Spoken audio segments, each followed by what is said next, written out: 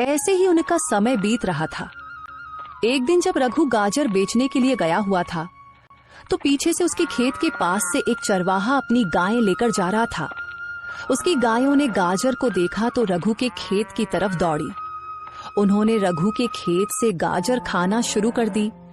चलो बस करो अब, पता नहीं किसका खेत है, मालिक आ गया तो पूरे पैसे लेगा और मेरे पास इतने पैसे नहीं हैं। चलो भागो, अब घर जाकर खा लेना। चरवाहे ने गायों को रोकने की बहुत कोशिश की, लेकिन वे नहीं रुकी। उन्होंने थोड़ी ही देर में सारा खेत साफ कर दिया। चरवाहा जल्दी से अपनी गायें लेकर वहां से निकल गया। किसी की भी नजर उस पर नहीं पड़ी। रघु की कमाई का एकमात्र जरिया यही गाजरों का खेत था। वह भी अब तबाह हो गया और रघु को इस बात की कानों कान खबर नहीं थी। उधर रघु बहुत खुश था, दिल ही दिल में सोच रहा था, अब गाजर अच्छी बिक रही है। मैं कुछ ही दिनों में पैसे जमा करके अपनी बेटी को एक लाल रंग का प्यारा सा सूट ले दूंगा।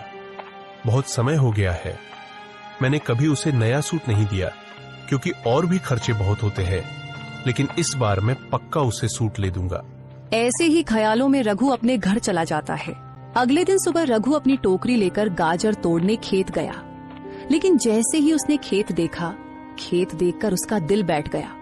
ये क्या हुआ? सारी गाजरें कहाँ गईं? ये तो पूरा खेत खाली है। फिर उसने करीब जाकर देखा तो पता चला कि कोई सारी गाजरें खा चुका था। अब वह कौन है इसका रघु को पता नहीं था। रघु बहुत मायूस हुआ। रघु की आंखों में आंसू आ गए। मेरे पास रोटी कमाने का कोई और जरिया नहीं, अब मैं क्या करूं? रघु उदास होकर घर वापस आया। घर पहुंचकर वह बेटी के पास गया। क्या हुआ पिताजी, आज आप गाजर बेचने नहीं गए? सब ठीक तो है? आपकी तबीयत तो खराब नहीं? तबीयत तो ठीक है बेटा, लेकिन किस्मत खराब है। जब मैं खेत गया तो देखा कि पूरा खेत खाली है। पता नहीं कौन मेरी सारी गाजरें खा चुका है। मैंने आसपास कुछ लोगों से भी पूछा, लेकिन किसी को भी इस बात का पता नहीं। अब मैं क्या करूं? मुझे तो कुछ भी समझ नहीं आ रहा। दोबारा अगर खेत में गाजर लगाऊंगा तो 3 से 4 महीने लग जाएंगे। इतनी देर में हम क्या करेंगे? घर का खर्च कैसे चलेगा? मुझे तो इसी चिंता ने सताया हुआ है। पिताजी, आप इतनी चिंता मत करें। पहले ही मैं बीमार हूँ, इतनी चिंता करेंगे तो आपकी भी तबीयत खराब हो जाएगी। आप ऐसा करें कि जब तक नई गाजर नहीं उगती, आप किसी से काम का पता कर लें और गांव में ही कोई काम करें। हाँ बेटी, तुम सही कह रही हो।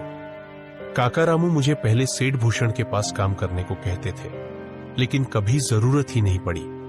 अब मैं सीधे सेठ भूषण के पास ही जाता हूँ और उनके पास काम करता हूँ जब तक नई गाजर नहीं उगती। ठीक है बेटी, मैं अभी जाता हूँ, तुम अपना ख्याल रखना। रघु सेठ भूषण के पास काम का पता करने के लिए चला गया। सेठ जी, मैं आपके पास काम का पता करने के लिए आया हूँ। मुझे कोई भी काम दे दीजिए, मैं मन लगाकर काम करूंगा। आपको शिकायत का मौका नहीं दूंगा। क्या हुआ रघु, तुम यहाँ काम ढूंढ रहे हो? तुम्हारी गाजर को क्या हुआ? तुम तो गाजर बेचते थे ना, फिर अचानक आज यहाँ को क्या हुआ? सब ठीक तो है ना? रघु ने सारी बात सेठ भूषण को बता दी। हाँ रघु, किस्मत तो तुम्हारी वाकई बहुत खराब है। अभी 2 दिन पहले ही मुझे एक नौकर की जरूरत थी, जो कि कल ही आया है। अब मुझे किसी और आदमी की जरूरत नहीं है, लेकिन हाँ, अगर मुझे जरूरत होगी तो मैं तुम्हें जरूर बताऊंगा। सेठ जी, मैं बहुत उम्मीद लेकर आपके पास आया हूँ। मुझे कोई भी छोटा सा काम दे दीजिए, दिहाड़ी भी बेझिझक कम दीजिएगा, मैं उफ तक नहीं करूंगा। अरे रघु, अभी काम नहीं है, बोला तो है तुम्हें, जाओ, जब काम होगा तो मैं तुम्हें बता दूंगा। रघु को सेठ भूषण ने कोई भी काम नहीं दिया। वह वापस घर की तरफ नहीं लौटता, बल्कि आगे पीछे गांव के कुछ लोगों से काम का पता करता रहा, लेकिन किसी के पास भी कोई काम नहीं मिला।